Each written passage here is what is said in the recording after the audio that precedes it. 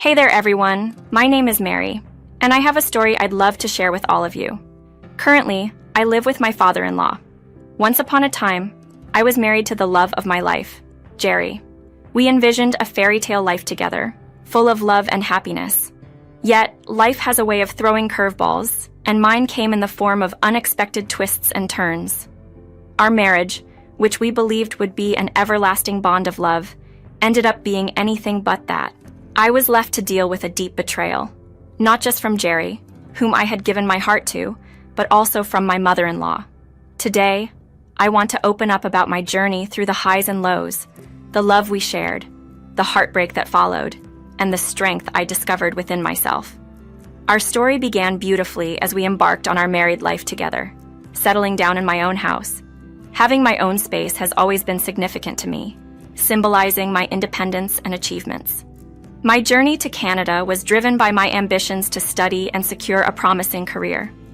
After achieving my goals, including purchasing my own house, Jerry moved in with me post-marriage. His parents resided in a different state, which meant our interactions were limited to sporadic visits and phone calls. One evening, as we were relaxing with some coffee after a day's work, Jerry's phone rang. It was Anna, my mother-in-law.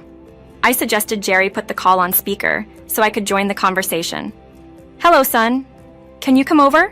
she asked anxiously. "Mom, what's wrong? What happened?"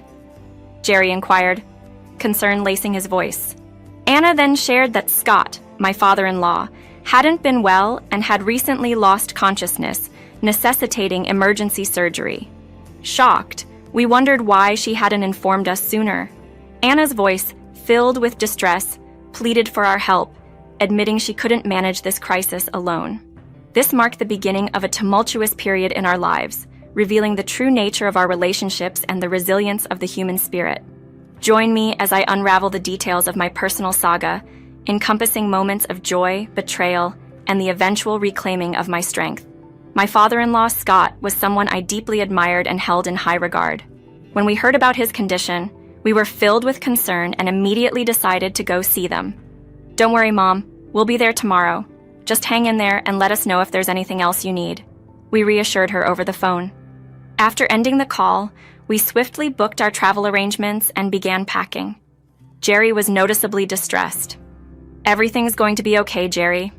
Scott will pull through. I know how much he means to you," I comforted him.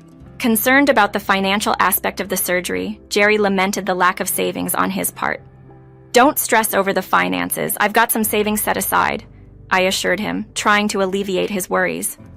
Upon our arrival the next day, we found my mother-in-law, Anna, waiting at the hospital, her anxiety palpable.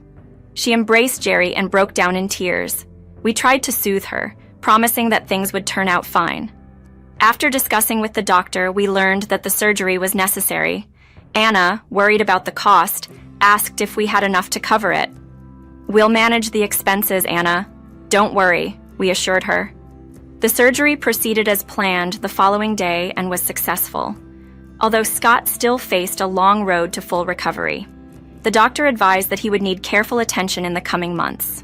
Upon bringing Scott home, Anna expressed her gratitude for our support, admitting she couldn't have faced this ordeal alone. "It's no trouble at all, Anna.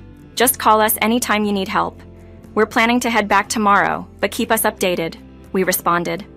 However, just as we were preparing to leave the next day, an unexpected incident occurred. Anna suddenly collapsed, falling unconscious. In a panic, we called out to her, trying to revive her. After a tense few moments, she came to, appearing weak and disoriented. "Are you all right, Anna?" we asked, concerned. She admitted to feeling weak, likely a result of the stress she had been under these past few days. The stress of the situation was palpable. Anna confessed her doubts about managing Scott's care in her current state. "I just don't know if I can handle everything right now," she admitted, overwhelmed. I wished I could extend my stay, considering arranging for additional help, but Jerry and I were wary about entrusting this critical responsibility to a stranger. But how can we leave Anna to rest and also ensure Scott gets the care he needs? I pondered aloud. The dilemma was clear. Should we stay until both of them were on the mend? "My work can be done remotely, but Jerry, your job requires you to be on site," I mused. That's when I proposed a solution. How about I stay behind? Once Scott is fully recovered, I'll return. Anna was hesitant, concerned about the burden on me. That seems like a lot for you to handle alone, she objected. We devised a plan where Jerry would return to work, and Anna would accompany him as soon as she was well enough, leaving me to care for Scott. This plan works. Thank you, Mary. I'm going to miss you, Jerry said, preparing for their departure. Don't worry about us. Take good care of Anna. We'll be just fine, I reassured him. After they left, it was just Scott and me. He expressed regret for my situation. I'm sorry, Mary. Now you're stuck with me. But I didn't see it as being stuck at all. I'm here because I want you to recover. I'll do everything I can to help, I assured him with all sincerity. Taking care of Scott became my new routine. Despite missing my husband, I focused on Scott's health, adhering to the doctor's advice. I dedicated myself to his rehabilitation, including nightly massages to stimulate movement in his legs and ensuring his diet supported his recovery. Balancing work and caregiving was challenging, but the occasional updates from Jerry about Anna kept me connected. One day, while I was preparing a meal, Scott called out to me, wanting assistance to sit up. It was unusual, as he typically remained in his wheelchair, engrossed in his books. Rushing to his aid, I found him eager to attempt something new. Let's adjust your wheelchair, I said, sensing his determination. Scott's eyes sparkled with an unusual intensity. I feel different today. I want to try moving my legs, he announced, his voice laced with resolve. As he concentrated, teeth clenched in determination, he slowly tried to move his legs. The effort was visible in his eyes, and my heart swelled with hope and anticipation at his brave attempt. Take it easy, Scott. There's no need to overdo it, I cautioned, as Scott focused intently on his legs. With a trembling effort, he managed to lift them slightly, a feat that had seemed impossible until now.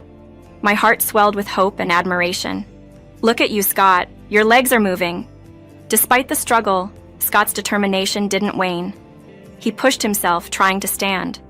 Unfortunately, his strength faltered, and he sank back into the wheelchair. I gave it my all, Mary, he sighed, a hint of disappointment in his voice. Scott, you don't understand how amazing this is. You haven't moved your legs for so long, and now you've made significant progress.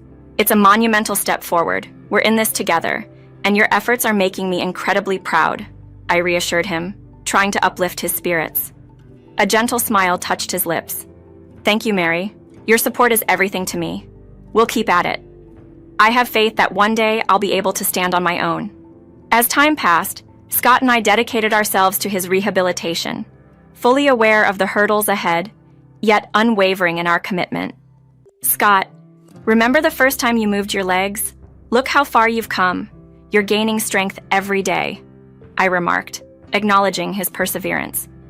Scott looked at me, his expression a blend of resolve and gratitude. Mary, I couldn't have made it this far without you. Your unwavering dedication and encouragement have driven me forward, he confessed. With each passing week, Scott's improvements were evident. Supported by me, he began standing briefly with a walker, inching closer to his once distant dream of walking again. Do you recall your initial attempt to stand? And now, here you are, standing tall with the walker. It's all thanks to your belief in me, even when I doubted myself. Your strength and resolve inspire me, I told him, filled with gratitude for being part of his journey to recovery. Then, one afternoon, as we adhered to our routine, Scott did something extraordinary. With a determined look, he took a tentative step forward without the aid of his walker. Tears of joy welled in his eyes. I was astounded. Scott, you just took a step on your own. You're really doing it. Can you believe it, Mary? I felt it. I really did, he exclaimed, overwhelmed with emotion. We shared a deeply emotional moment, celebrating this significant milestone.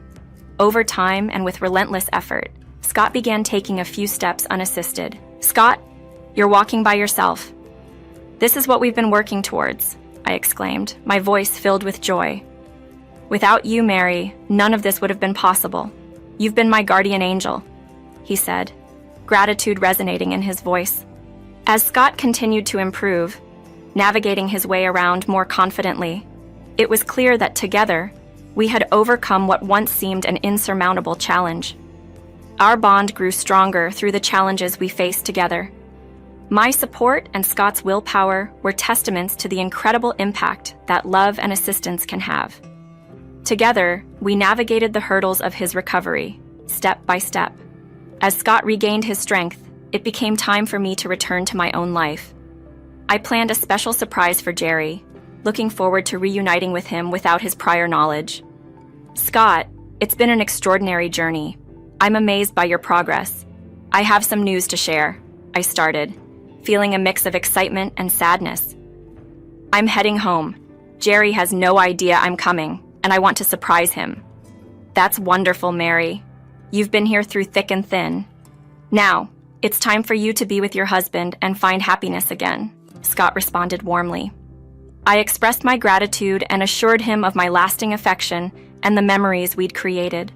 I'll miss you, Scott, but I'm also excited to be with Jerry again. On my departure day, Scott's parting words felt like a farewell from a family member. Mary, you've been like a daughter to me. I'll miss you, but I'm glad you're going back to Jerry, he said. I promised to visit, knowing both Jerry and Anna would be overjoyed with Scott's recovery. Arriving home, I found Jerry and Anna unsuspectingly enjoying their coffee. Surprise, I'm home, I announced, watching Jerry's joyous reaction. His embrace was a testament to our missed connection.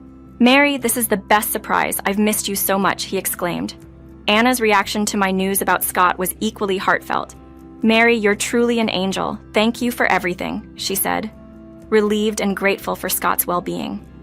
After settling in, I sensed something amiss in the house, but too weary to investigate, I decided to freshen up. However, upon discovering our empty bedroom, confusion and concern took over. Jerry, Anna, what happened to all our furniture? Their exchange of worried looks and the tension in the air alarmed me. Jerry's discomfort was palpable as he broke the news. Mary, we need to have a serious conversation. While you were away, caring for Scott, we made a significant decision. What's going on? I asked, sensing the gravity of the situation. We sold the house, Mary, Anna admitted, her voice hesitant. Processing their words took a moment. You sold our home? Without even discussing it with me? Disbelief and hurt overshadowed my initial joy of returning. Jerry's attempt to justify, Mary, it was a beneficial deal, did little to quell the mix of emotions surging through me. The shock of their unilateral decision to sell our shared home without my input marked a turning point, igniting a blend of betrayal and disbelief within me. In a turn of events that seemed unimaginable just a short while ago, I found myself grappling with a profound sense of betrayal and loss. The decision to sell the house, made without my consent or knowledge, hit me hard. After everything, you chose now to sell? We could have discussed this, I argued, trying to comprehend their reasoning. We needed the funds, Jerry explained, but his words felt like a shallow justification for a deep betrayal. For yourselves? Did you consider our trust, our plans, or was it just for your benefit? The realization that my own family could prioritize their needs so blatantly over our shared life was devastating. The house was in my son's name. We believed we had the freedom to make this decision, they countered, as if my dedication to Scott somehow lessened my stake in our shared life. But it was my home too. My efforts, my dreams. How could you disregard that so easily? The sense of violation was overwhelming. We thought it was for the best, Mary. A necessary change. They tried to assure me, but their words rang hollow. Their decision left me relying, questioning the very foundations of our relationship. Our marriage, our partnership, it was supposed to be built on trust and mutual respect. How could you? The pain of this realization was sharp, cutting deeper than the loss of the house itself. I found myself at a crossroads, without a home, and feeling alienated from those I had trusted most. The reality of my situation set in. I was effectively homeless, with nowhere to turn. Desperate, I reached out to friends but found no solace or solution there. In the end, I had no choice but to seek refuge with Scott, the very person I had been caring for all this while. Scott, I'm at a loss. Jerry and Anna sold the house out from under me. I've got nowhere else to go, I confided, feeling the weight of my situation. Scott's response was immediate and compassionate. You're not alone, Mary. This is your home too. Stay as long as you need, he assured me, his generosity a small beacon of hope in my turmoil. Determined not to impose on Scott any longer than necessary, I vowed to find a new place of my own. Yet, in a moment of shared vulnerability, Scott came to me with an unexpected revelation. "Mary, dry those tears. You're not homeless. It's Jerry and Anna who've made a drastic choice, not you." Confused and intrigued by Scott's cryptic message, I listened as he outlined a plan so audacious, it took my breath away. The sense of empowerment and resolve that flowed from our conversation was transformative. Together, we crafted a strategy not just for my recovery, but for a kind of reckoning. A plan that promised not just a return to stability, but a chance for retribution and closure on my terms. The revelation that my husband and his mother could stoop to such levels for financial gain was shocking, but Scott and I were resolute in teaching them a lesson they wouldn't forget. Scott reached out to an old college friend, sketching out a meticulous plan over the phone. As they strategized, Anna's call came through, and Scott, with a hint of mischief, put her on speakerphone, anticipating her words might play right into our strategy. "Hello, dear. We've heard about your recovery and are thinking of visiting soon. We would never abandon you," Anna's voice echoed, filled with faux concern. Scott's response was an uncontrollable burst of laughter, leaving Anna perplexed. "Anna, I never realized the depth of your selfishness. Your manipulations won't work on us," he declared, with me joining in the laughter. It was clear our dynamics had shifted dramatically, marking the beginning of a calculated counter-move. Anna, taken aback, accused me of conspiring against her. "Mary, I can't believe you'd go behind my back like this," she lamented. Scott quickly came to my defense. "Mary is like a daughter to me. What you and Jerry did was unjust, and you're going to learn from this mistake," he asserted firmly. Jerry, feeling cornered but defiant, reminded us of his familial bond with Scott.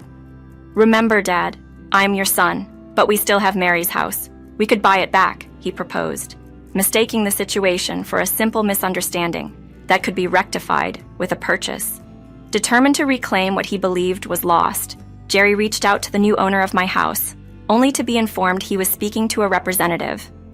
After getting the real owner's contact information, his attempts to connect were met with a constant busy signal. His frustration grew, unaware that his efforts were in vain.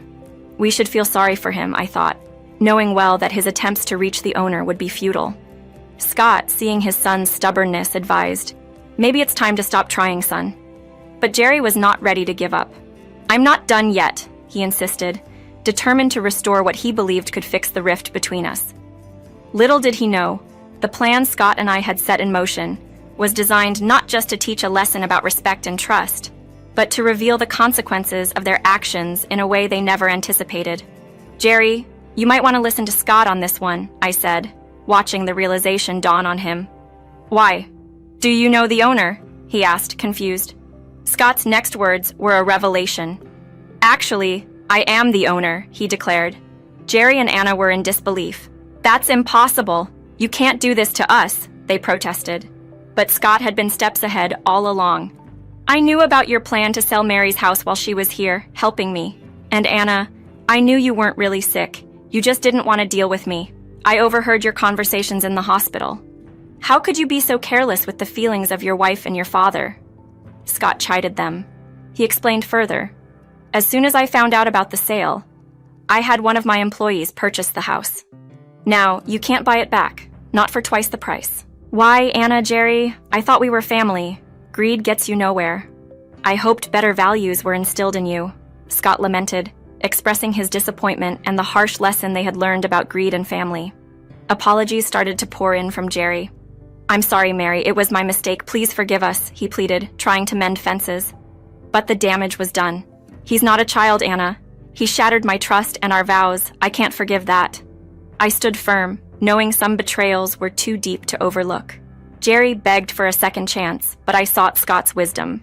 He advised caution, hinting that some patterns never change. "I know, Scott, and that's why I can't go back to him. I have my place now and a real family here. I don't need anything else. It's time for me to move on from selfish people," I resolved.